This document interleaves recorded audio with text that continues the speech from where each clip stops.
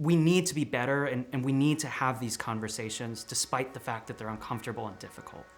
What would be cooler than trying to change the world with my best friend?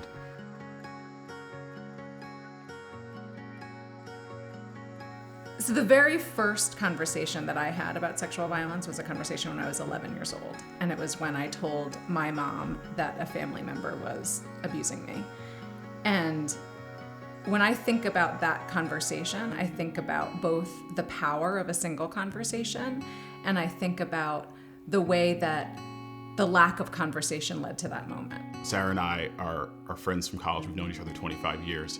I had the distinct pleasure and growth experience of being there along with her as she was traveling, much of her journey as a survivor of sexual assault. And I'm the target audience, or at least I was, when I was a little younger. There was a lot of content that was really, and content and programming that was designed for people who had personally experienced sexual violence. And then there was a lot of content that was really designed to stop perpetrators from perpetrating.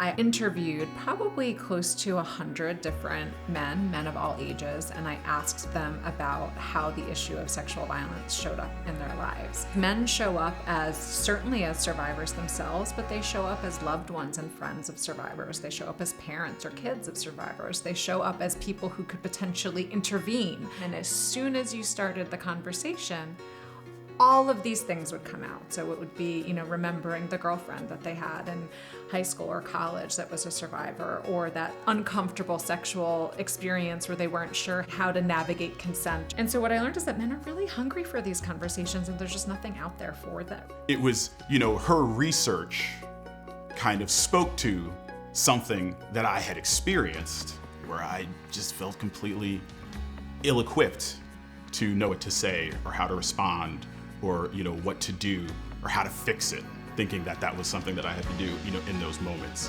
It's clear in America today that there's a problem with sexual violence, especially amongst young men. And to go to an all-boys Catholic high school, certainly there's an element of that toxicity that you are quickly exposed to. These are really videos for somebody who are brand new to these conversations. And so I think one of the things that happens is that people think that because they don't know how to talk about it, they can only talk about this topic if there's an expert close by.